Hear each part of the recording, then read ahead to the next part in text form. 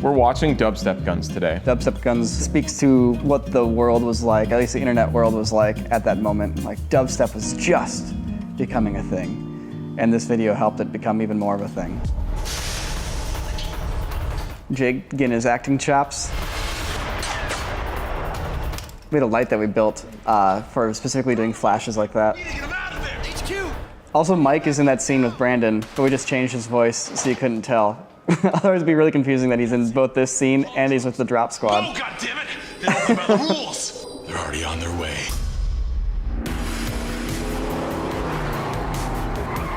To the old blueberry. It's a Mike shot right there. As many of Mike's friends as we could grab. Okay, so nobody got the sunglasses thing. That part did not make sense at all to anyone. The bad guy is wearing aviators and Sam is wearing aviators, and they can't both be wearing aviators at the same time. It's like showing up to work and you're both wearing the same shirt. Whoever's cooler gets to keep the aviators, and Sam looks at Jan, points at him, and just gives him like a smirk, and Jan's like, drat, I need to shift my eye gear. So he crushes his aviators and returns with an eye patch. That's the whole character interaction that happens right there. Arguably the funniest joke in the video, but no one got it.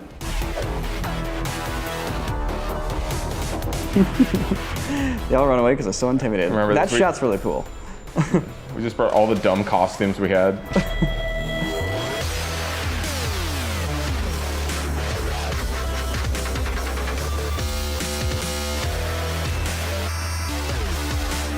That's Jan right there, also getting killed. So we filmed this whole thing in a decommissioned brick factory. You work hard to play hard. So these two dudes here are brothers, and their father was like the plant manager or something like that at this brick factory out in Chino Hills. It had been operational for 40 years, and they had decommissioned it, and they're going to be tearing it down like that month. And so they sent us an email being like, hey, would you guys want to film this like location? It's been like an important part of our family for a long time. You know, maybe you guys can immortalize it in a video before they tear the whole thing down. And so that's how we ended up shooting Dubstep Guns there. Also, these guys are like metalheads, and it made for a really nice like metal versus electronic music. Dubstep Guns is one of the few videos that we made where the music was done before we filmed the video. They wrote these tracks and we kind of edited them together. We mentioned, oh, hey, this part could be a little longer. We imagined this action scene taking this much time.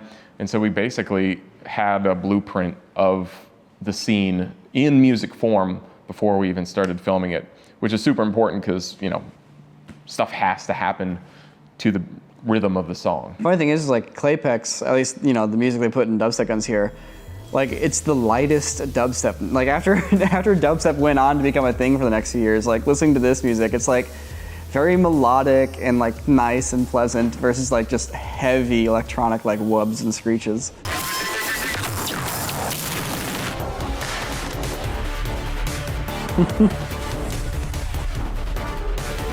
Extinguishes his cigar with his axe.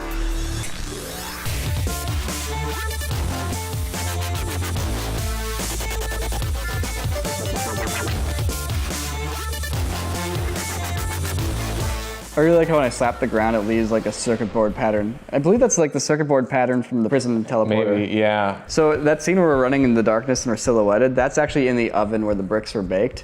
And it's just covered in ash on the ground, so we had to hold our breaths. Yeah, you have to run through it the and entire like not thing. breathe.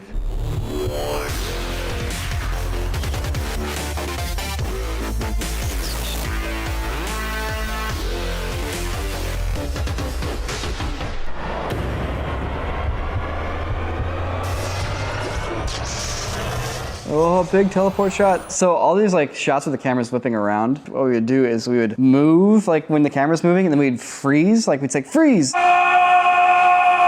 And 3, 2, 1, unfreeze. We'd all hold our position and then we'd try to smoothly move the camera to the next spot. So Jan actually filmed that shot after we kind of worked through how to pull it off. We'd have to take the shots and we'd run through warp stabilizer and After Effects. Then we'd time warp them to like speed up certain sections and do like the jumps, but you have to have it stabilized first so that the moves are smooth. And then we'd usually go through and warp stabilize it again. The time warp filter in After Effects lets you calculate motion blur based on how the footage moves when it's sped up, which is great.